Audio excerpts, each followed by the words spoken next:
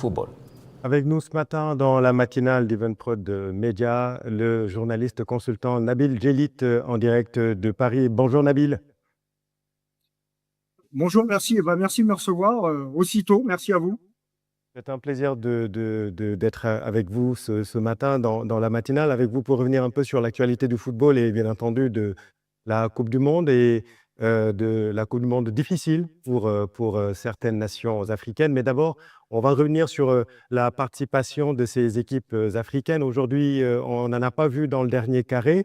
Qu'est-ce que ça dit de notre football? Est-ce que c'est forcément une régression quand on sait que le Maroc avait atteint les demi lors de la dernière compétition? Bon, on peut dire que le parcours de l'Afrique à la Coupe du Monde, c'est plutôt un parcours mitigé. Moi, je suis plutôt sur globalement une déception, non pas sur le fait qu'il n'y ait pas de pays dans le dernier quart, mais j'aurais aimé au moins qu'il y ait un pays supplémentaire ou deux, au moins en quart de finale. Il y a eu que le Maroc, bon, qui globalement a eu plutôt un bon parcours. C'était un peu plus difficile cette année leur parcours parce que encore qu'en 2022, c'était pas simple non plus, mais ils ont joué le Brésil, les Pays-Bas, et puis ils sont tombés sur l'équipe de France, qui est une équipe très difficile à battre, comme tout le monde le sait. Mais pour le reste, il y a des nations africaines qui auraient pu, à mon avis, se hisser à ce niveau-là. Je pense évidemment au Sénégal, je pense à la Côte d'Ivoire et à l'Égypte notamment.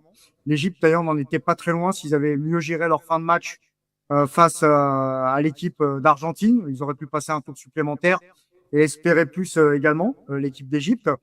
La Côte d'Ivoire également a laissé passer sa chance contre la Norvège en fin de match. Et puis le Sénégal, qui est pour moi le plus gros gâchis du football africain sur cette compétition, parce que c'est un pays qui avait tout pour aller très loin dans cette Coupe du Monde.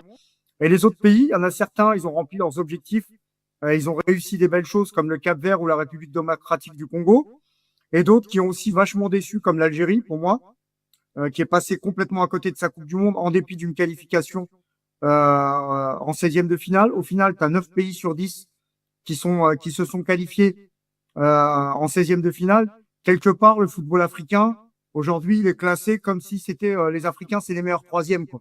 En gros, c'est les meilleurs troisièmes. Et ensuite, bah, hormis le Maroc qui a continué, bah, les autres, ils se sont arrêtés. Donc voilà. Donc moi, je suis plutôt parmi les gens qui sont déçus par la participation africaine. Avec l'élargissement à 48 équipes, on pouvait s'attendre Ouais. à une participation plus honorable, mais quand même, quelle est l'équipe qui vous a le plus marqué dans sa façon de jouer? Je pense par exemple au Cap-Vert qui a eu un parcours plus ou moins honorable. Bah, le Cap-Vert sont exceptionnels, ce qu'ils ont réalisé. Ils ont optimisé à 120%. Ils ont donné une leçon à d'autres pays africains qui ont moins de moyens. C'est un pays qui n'était pas là à la dernière Coupe d'Afrique des Nations, mais en plus de réussir un bon parcours, ils ont montré qu'ils avaient de la qualité, qu'ils pouvaient aussi bien jouer au foot. Ils ont quand même poussé l'Argentine, champion du monde, en prolongation. C'est ce qu'a réussi le Cap-Vert, c'est absolument incroyable et exceptionnel. La RDC aussi a fait un bon parcours. Elle a dérangé notamment le Portugal et l'Angleterre. Donc la RDC aussi, moi, c'est un pays voilà que j'ai apprécié pendant cette Coupe du Monde. Et après, on peut pas dire que le Maroc ne fait pas une bonne Coupe du Monde, même si on va dire qu'ils n'ont pas existé contre l'équipe de France. Et donc, du coup, ça a tendance à un peu tempérer leur parcours. Mais ils ont très bien joué contre le Brésil. Et ils ont aussi battu les Pays-Bas. Ils ont mis en difficulté les Pays-Bas. Donc, le Maroc, même s'ils n'ont pas été aussi haut que la dernière fois, bah, eux, ils ont été au rendez-vous. Et est-ce que la quantité, si on parle de la compétition globalement, est-ce que la quantité s'est faite au détriment de la qualité sur cette édition? Quel est le vrai visage du foot africain au sortir de cette compétition selon vous? Le vrai visage du foot africain, c'est le Maroc. Deux, trois pays derrière. Côte d'Ivoire, Sénégal, Égypte. Et un peu les autres, quoi. Il y a plusieurs chapeaux sur cette Coupe du Monde. Après, le football africain, sur certains matchs, il a montré qu'il pouvait être au niveau. Cap-Vert, RDC, même le Sénégal, ils font une très bonne première mi-temps contre l'équipe de France. Ensuite, bon, on connaît l'histoire du Sénégal sur cette Coupe du Monde. La Côte d'Ivoire, par exemple, ils finissent deuxième de leur poule, mais je pense que c'était la meilleure équipe de leur poule, avec l'Allemagne et l'Équateur. Donc, en fait, il y a un sentiment un peu de frustration parce qu'on sent que en fait, c'est comme quand tu arrives dans un endroit et tu restes encore à la porte. Tu es à la porte. Et c'est le sentiment que me donne le football africain. C'est-à-dire qu'il fait pas encore partie des habitués. Il est à la porte. Il attend devant la porte. Il est au niveau de la porte, mais il n'a pas encore franchi la porte.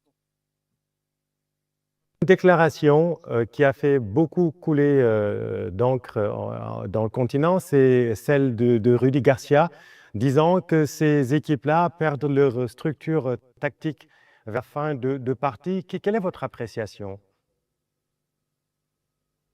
C'est que son équipe, l'équipe de Belgique, il doit considérer que son équipe de Belgique fait partie de ces équipes-là, puisque contre l'Espagne, ils ont perdu leur structure en fin de match, puisqu'ils ont perdu à la fin. Donc, j'ai pas très envie de commenter, j'ai pas très envie de commenter ça. Ça voudrait dire interpréter des pensées que moi je ne peux pas, comment dire, que je ne peux pas confirmer puisque je suis pas dans son cerveau.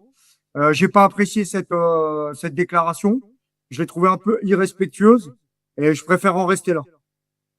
Vous-même, Nabil, avez fait un tweet qui a aussi beaucoup circulé après le match France-Maroc, disant comme quoi finalement la seule équipe qui a joué, qui a mieux, en tout cas, contenu les Français, c'est le Sénégal. Quel était vraiment Ouais. le fond de votre pensée? Bah, le fondement de ma pensée, c'est que le Sénégal a vraiment gâché une occasion historique d'aller en demi-finale de la Coupe du Monde parce que pour moi, c'est une équipe qui est complète à tous les niveaux. Elle a des gardiens, elle a une défense en plus avec un réservoir. Elle a un milieu de terrain moderne qui court. Elle a des excentrés avec beaucoup de qualité. Elle a des leaders comme Gana Gueye, comme Mané, comme Koulibaly. Elle a des joueurs en grande forme comme Ismaïla Assar. Elle a du banc de touche. Elle a fait une grande Coupe d'Afrique. Moi, je l'ai vu sous mes yeux. Pour moi, la meilleure équipe à la dernière CAN, c'est le Sénégal. Pour moi, la meilleure équipe à la dernière CAN, c'était le Sénégal, juste un peu devant le Maroc. Alors, ça a été la photographie de ce qui s'est passé. Maintenant, on sait très bien qu'il faut attendre que le TAS, voilà, valide ou pas la victoire du Sénégal ou réattribue le titre au Maroc. Mais en tout cas, moi, je parle du terrain. Et sur le terrain, pour moi, les Sénégalais, c'était les meilleurs, tout simplement, pour différentes raisons. C'est une équipe qui a les ingrédients pour déranger n'importe quelle grande équipe. Elle a de la qualité, elle a des joueurs qui jouent à haut niveau, elle a de l'intensité, elle a de la puissance. Et sur la première mi-temps, elle a été chercher l'équipe de France assez haut, ce que personne n'a fait jusqu'à présent. Et elle a mis en difficulté l'équipe de France parce que si à la mi-temps, l'équipe du Sénégal est devant, c'est normal. Je veux dire, ça s'est joué à rien. Et ensuite, effectivement, il a manqué des choses. Et en face, bah, évidemment, il y a l'équipe de France avec des joueurs exceptionnels, notamment en attaque. Mais oui, le Sénégal, les Sénégal, ils se sont sabordés, quoi, complètement. Et alors, oui, on peut toujours dire, oui, ah bah, oui, il y a du potentiel, on va revenir et tout ça. Mais c'est un moment dans la vie. Il faut pas rater le rendez-vous. Une Coupe du Monde, c'est tous les 4 ans. Donc, si c'est pour dire là, ouais, on a failli, etc., ouais, on aurait pu, bah non. En vérité, bah, quand tu arrives à un truc comme ça, faut être prêt. Et force est de constater, les Sénégalais, ils n'étaient pas prêts. Alors, pour différentes raisons, on sait très bien ce qui s'est passé autour de cette sélection du Sénégal. Mais c'est dommage parce que tout ce qui a été construit, on va dire ces dernières années, notamment le fait que c'est une équipe qui arrive régulièrement en finale de Coupe d'Afrique des Nations. C'est une équipe qui a des joueurs des très hauts niveaux. C'est une équipe qui a gagné un vrai crédit. C'est une équipe qui est vue comme un outsider, qui était vue comme un outsider crédible de cette Coupe du Monde. Bah, tout ça, c'est gâché et parasité, malheureusement, par un folklore qu'on n'avait plus envie de voir, et surtout pas autour d'une sélection aussi performante avec des joueurs d'une qualité comme celle du Sénégal. Le Sénégal, effectivement, qui est venu avec d'immenses attentes du peuple sénégalais. Mais qu'est-ce qui a manqué concrètement? Est-ce que c'est au niveau tactique? Est-ce que c'est au niveau mental? En tout cas, ici, c'est un fiasco organisationnel et sportif. Quel est votre regard de spécialiste? Non, mais votre en fait, dans